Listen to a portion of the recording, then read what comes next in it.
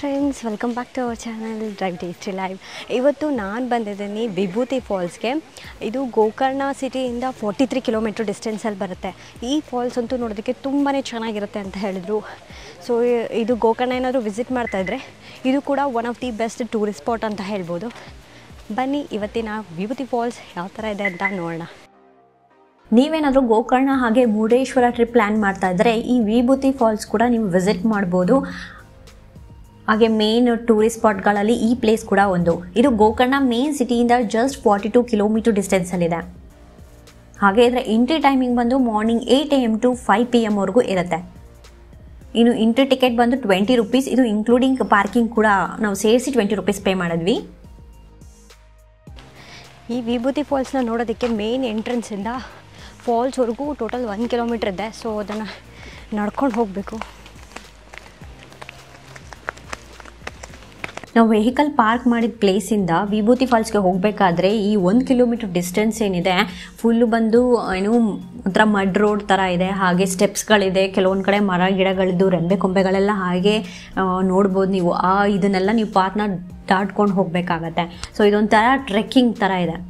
So ಈ trekking ಮಾಡ್ಕೊಂಡು ಹೋಗಿ ನಾವು ಈ ಫಾಲ್ಸ್ನ ಯಾವ ಥರ ಇದೆ ಅಂತ ಹೇಳಿ ನೋಡೋಣ ಬನ್ನಿ. ಇದೇ ನೋಡಿ ವಿಭೂತಿ ಫಾಲ್ಸ್. ಫಾಲ್ಸ್ ಅಂತೂ ನೋಡೋದಕ್ಕೆ ತುಂಬಾ ಚೆನ್ನಾಗಿದೆ. ಹಾಗೆ ಈ ಫಾಲ್ಸಲ್ಲಿ ಆಟ ಆಡೋದು ಕೂಡ ಬಿಡ್ತಾರೆ.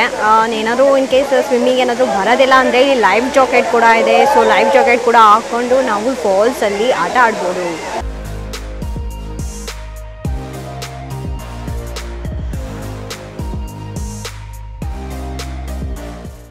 ಹೊರಗಡೆ ಎಷ್ಟೇ ಬಿಸಿಲಿರ್ಬೋದು, ಫಾಲ್ಸಿಗೆ ಬಂದಮೇಲೆ ಮಾತ್ರ ವಾಟರ್ ಫುಲ್ಲು ಕೋಲ್ಡಾಗಿದೆ. ಒಂಥರ ಅಷ್ಟು ದೂರ ನಡ್ಕೊಂಡು ಬಂದುಬಿಟ್ಟು ಕಾಲಿಟ್ಟರೆ ಒಂಥರ ಖುಷಿ ಸಿಗುತ್ತೆ, ಚಿಲ್ಲಾಗಿದೆ.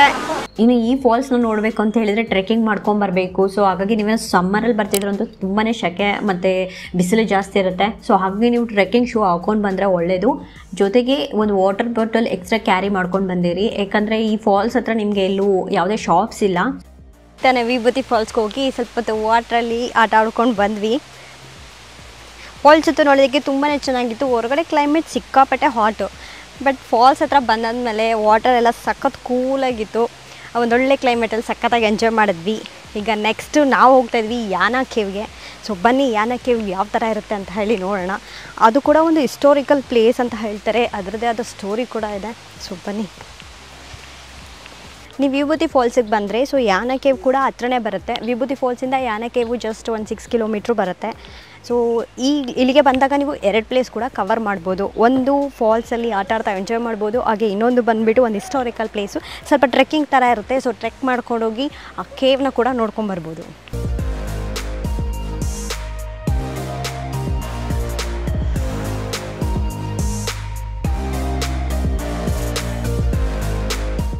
ಅಪ್ಪತ್ತೋದಕ್ಕೆ ಮತ್ತು ತುಂಬಾ ಕಷ್ಟ ಅನಿಸುತ್ತೆ. ತುಂಬ ಆಲ್ಮೋಸ್ಟ್ 1 ಕಿಲೋಮೀಟ್ರ್ ಹತ್ತತ್ರ ನಡಿಬೇಕು. ಸೊ ಇಳ್ಕೊಂಬರ್ಬೇಕಾದ್ರೆ ಸ್ವಲ್ಪ ಡೌನ್ ಇರೋದಕ್ಕೆ ಆರಾಮಾಗಿ ಹೋಗ್ಬೋದು.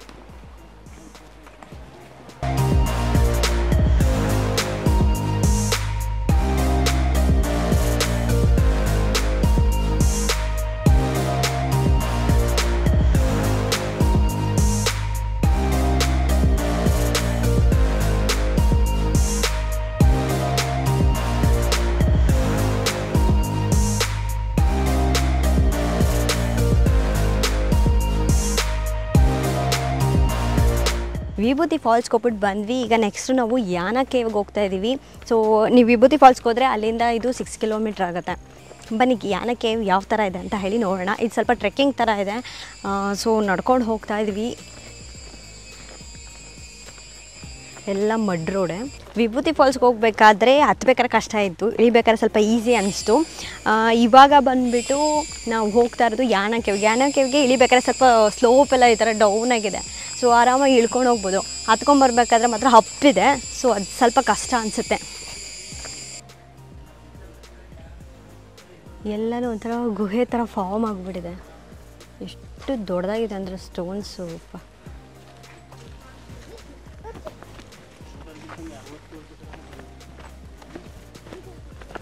ನೋಡೋದಕ್ಕೆಲ್ಲ ರಾಕ್ಸ್ ಒಂದು ಸಿಕ್ಕಾಪಟ್ಟೆ ಹೈಟಲ್ಲಿದೆ.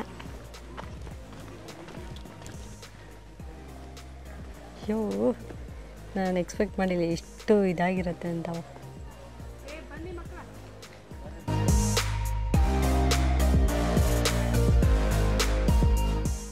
ನೋಡೋದಕ್ಕಂತೂ ಈ ಪ್ಲೇಸ್ ಸಖತ್ ಅದ್ಭುತವಾಗಿದೆ. ಎಷ್ಟು ದೊಡ್ಡದಾಗಿದೆ ನೋಡಿ ರಾಕ್ಸು. ಹಾಗೆ ಇಲ್ಲಿ ದೇವಸ್ಥಾನ ಕೂಡ ಇದೆ. ಸೊ ಯಾನ ಕೇವ್ ನೋಡೋಕೆ ಬಂದಾಗ ನೀವು ದೇವಸ್ಥಾನಕ್ಕೆ ಹೋಗಿ ದೇವ್ರ ದರ್ಶನ ಕೂಡ ಮಾಡ್ಕೋಬೋದು. ನೀವು ಈ ಯಾನ ಕೇವ್ನ ವಿಸಿಟ್ ಮಾಡಬೇಕು ಅಂತ ಹೇಳಿದ್ರೆ 2 ರೂಟ್ನ ನೀವು ನೋಡ್ಬೋದು. ಒಂದು ಬಂದು ನೀವೇನಾದ್ರು ವಿಭೂತಿ ಫಾಲ್ಸ್ನ ವಿಸಿಟ್ ಮಾಡ್ತಾ ಇದ್ದರೆ ಆ ಒಂದು ರೂಟಲ್ಲಿ ಬಂದಾಗ ಪಾರ್ಕಿಂಗ್ ಪ್ಲೇಸಿಂದ ಈ ಯಾನ ಕೇವ್ಗೆ ಜಸ್ಟ್ ಒಂದು 1/2 ಕಿಲೋಮೀಟ್ರ್ ವಾಕಬಲ್ ಡಿಸ್ಟೆನ್ಸ್ ಇದೆ. ಸೊ ಈ ರೂಟಲ್ಲಿ ನೀವು ಬರ್ಬೋದು. ಇದು ಬಿಟ್ಟರೆ ಇನ್ನೊಂದು ರೂಟ್ ಬಂದು ನೀವು ಡೈರೆಕ್ಟಾಗಿ ಯಾನ ಕೇವ್ನ ವಿಸಿಟ್ ಮಾಡ್ತಾ ಇದ್ದೀರಾ ಅಂದರೆ ಕುಮಟಾ ಯಾನ ಸಿರ್ಸಿ ರೂಟ್ ಬರುತ್ತೆ. ಸೊ ಆ ರೂಟಲ್ಲಿ ಏನಾದರೂ ಬಂದಾಗ ನೀವು ಪಾರ್ಕಿಂಗ್ ಪ್ಲೇಸಿಂದ ಯಾನ ಕೇವ್ಗೆ 2 ಕಿಲೋಮೀಟ್ರ್ ಡಿಸ್ಟೆನ್ಸಲ್ಲಿದೆ. ಅದು ಕೂಡ ನೀವು ಸ್ಟೆಪ್ಸ್ ಹತ್ಕೊಂಡು ವಾಕ್ ಮಾಡ್ಕೊಂಡು ಬರಬೇಕಾಗತ್ತೆ.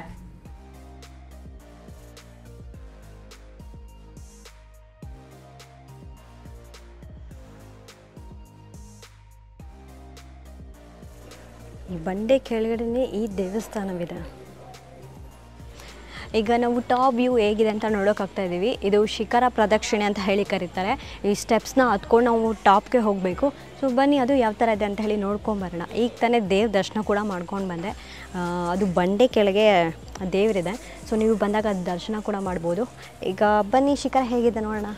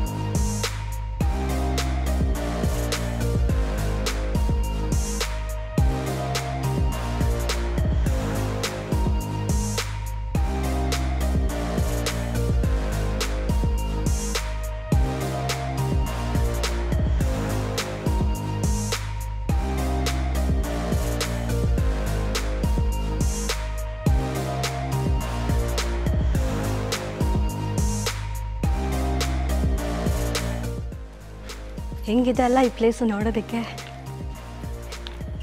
ಸಕ್ಕತ್ತಾಗಿದೆ ಈ ಪ್ಲೇಸ್ ಮಾತ್ರ. ಅಂದರೆ ಈ ಗುಹೆ ಇರೋದಕ್ಕೆ ಅಲ್ಲಲ್ಲಿ ಬಾವಲಿಗಳೆಲ್ಲ ತುಂಬ್ಕೊಂಬಿಟ್ಟಿದೆ. ಆಫ್ಟರ್ 6 o'clock ಅಲೋ ಇರೋದಿಲ್ಲ. ಈ ಥರ ತುಂಬ ಚೆನ್ನಾಗಿದೆ. ಮೇ ಬಿ ಆಗೆಲ್ಲ ಈ ಋಷಿಮುನಿಗಳೇನಾದರೂ ಇದ್ದಾಗ ಇಂಥ ಗುಹೆಗಳಲ್ಲಿ ಬಂದು ತಪಸ್ಸು ಮಾಡ್ತಾಯಿದ್ರು. ಸೊ ಆಗಿನ ಕಾಲದ ಗುಹೆಗಳು ಹೆಂಗಿದೆ ಅಂತ ನೋಡಿ. ಈ ಒಂದು ಗುಹೆ ನಿರ್ಮಾಣ ಆಗೋದಕ್ಕೆ ಸಾವಿರಾರು ವರ್ಷಗಳು ಬೇಕಾಗುತ್ತೆ. ಭಸ್ಮಾಸುರನ ಕಥೆನ ಎಲ್ಲರೂ ಕೇಳಿರ್ತೀರ. ಸೊ ಭಸ್ಮಾಸುರದ ಕತೆ ಏನು ನಡೆದಿದೆ ಅದು ನಿಜವಾಗ್ಲೂ ಈ ಯಾಣದಲ್ಲೇ ನಡೆದಿರೋದು ಅಂತ ಹೇಳಿ ಪುರಾಣಗಳ ಪ್ರಕಾರ ಹೇಳ್ತಾರೆ. ಭಸ್ಮಾಸುರನಿಗೆ ಶಿವ ಬಂದುಬಿಟ್ಟು ಒಂದು ವರನ ಕೊಡ್ತಾನೆ. ನೀನು ಯಾರಾದರೂ ತಲೆ ಮೇಲೆ ಕೈ ಇಟ್ಟರೆ ಭಸ್ಮ ಹಾಗೆ ಹೋಗ್ಬಿಡ್ತಾರೆ ಅಂತ ಹೇಳಿ. ಸೊ ಹಾಗಾಗಿ ಏನಾಗುತ್ತೆ, ಫಸ್ಟ್ ಟೈಮು ಆ ಭಸ್ಮಾಸುರ ಶಿವನ ಮೇಲೇ ಟ್ರೈ ಮಾಡೋಕ್ಕೆ ಹೋಗ್ತಾನೆ. ಆಗ ಏನಾಗುತ್ತೆ, ಶಿವ ಅಲ್ಲಿಂದ ತಪ್ಪಿಸ್ಕೊಂಡು ಹೊರಡೋಗ್ತಾನೆ. ಆಗ ವಿಷ್ಣು ಏನು ಮಾಡ್ತಾನೆ, ಶಿವನನ್ನು ಈ ಸಂಕಷ್ಟದಿಂದ ಪಾರು ಮಾಡಬೇಕು ಅಂತ ಹೇಳಿ ಮೋಹಿನಿ ಅವತಾರದಲ್ಲಿ ಬಂದು ಭಸ್ಮಾಸುರನ ಜೊತೆ ನೃತ್ಯ ಮಾಡೋಕ್ಕೆ ಶುರು ಮಾಡ್ತಾನೆ. ಆ ನೃತ್ಯ ಮಾಡ್ತಾ ಮಾಡ್ತಾ ಏನಾಗುತ್ತೆ, ಭಸ್ಮಾಸುರ ತನ್ನ ಕೈ ಮೇಲೆ ತಾನೇ ಇಟ್ಕೊಂಡು ಭಸ್ಮ ಆಗೋಗ್ತಾನೆ. ಸೊ ಈ ಒಂದು ಸ್ಟೋರಿ ಏನು ನಡೆಯುತ್ತೆ ಅದು ಈ ಒಂದು ಯಾಣ ಕೇವಲೇ ನಡೆದಿದ್ದು ಅಂತ ಹೇಳಿ ತುಂಬಾ ಪ್ರಸಿದ್ಧಿಯಾಗಿದೆ. ಇದು ನಿಜವಾಗ್ಲೂ ನಡೆದಿರೋ ಕತೆ ಕೂಡ ಅಂತ ಹೇಳ್ತಾರೆ. ಸೊ ನಾವು ಕೂಡ ಈ ಕತೆಗಳನ್ನ ಕೇಳಿರ್ತೀರ. ಸೊ ಇದು ಸ್ಟೋರಿನೆಲ್ಲ ಕೇಳಿದ್ಮೇಲೆ ಯಾಣ ಕೇವ್ನ ಬಂದು ನೋಡಲೇಬೇಕು ಅಂತ ಅನಿಸುತ್ತೆ. ಸೊ ನೀವೇನಾದರೂ ಗೋಕರ್ಣನ ವಿಸಿಟ್ ಮಾಡ್ತಾಯಿದ್ರೆ ನಿಮ್ಮ ಒಂದು ಟೂರಿಸ್ಟ್ ಲಿಸ್ಟಲ್ಲಿ ಈ ಒಂದು ಪ್ಲೇಸ್ ಇರಲಿ, ಬನ್ನಿ ನೋಡಿ, ನಿಮಗೂ ತುಂಬ ಖುಷಿ ಆಗುತ್ತೆ. ಈ ಯಾಣ ಕೇವ್ ಏನಿದೆ ತುಂಬಾ ಹೈಟ್ ಇದೆ. ಸೊ ಇಲ್ಲಿ ಬಂದ್ಬಿಟ್ಟು ಸ್ವಲ್ಪ ಕತ್ಲು ಥರ ಇರೋದ್ರಿಂದ ಏನಾಗಿದೆ, ಬಾವಲಿಗಳೆಲ್ಲ ಜಾಸ್ತಿ ನಾವು ನೋಡ್ಬೋದು ಇಲ್ಲಿ.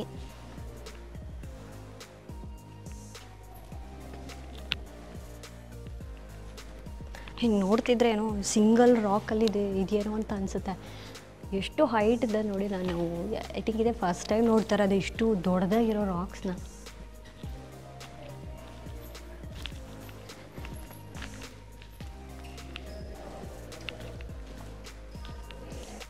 ಇದು ನಾವು ವೆಹಿಕಲ್ ಪಾರ್ಕ್ ಮಾಡ್ತೀವಲ್ಲ ಆ ಪ್ಲೇಸಿಂದ ಇಲ್ಲಿಗೆ ಒಂದು 500 to 800 ಮೀಟ್ರ್ ವಾಕಬಲ್ ಡಿಸ್ಟೆನ್ಸ್ ಇರುತ್ತೆ. ಸೊ ದೇವಸ್ಥಾನ ಅಲ್ಲೇ ಇದೆ ಡೌನಲ್ಲಿ. ನೀವು ಅಲ್ಲಿ ಸ್ಲಿಪ್ಪರ್ನೆಲ್ಲ ಬಿಟ್ಬಿಟ್ಟು ಸೊ ಹಂಗೆ ದೇವಸ್ಥಾನ ದರ್ಶನ ಮಾಡಿಕೊಂಡು ನೀವು ಈ ಕೇವ್ ನೋಡೋಕ್ಕೆ ಬರ್ಬೋದು. ಇದು ಏನು ದೇವಸ್ಥಾನದಿಂದ ಈ ಒಂದು ಸ್ಟೆಪ್ಸ್ ಮಾಡಿದ್ದಾರೆ. ಸೊ ಅಲ್ಲಿಂದ ಬರೋಕ್ಕೆ ಜಸ್ಟ್ 10 minutes ಆಗುತ್ತೆ ಅಷ್ಟೇ.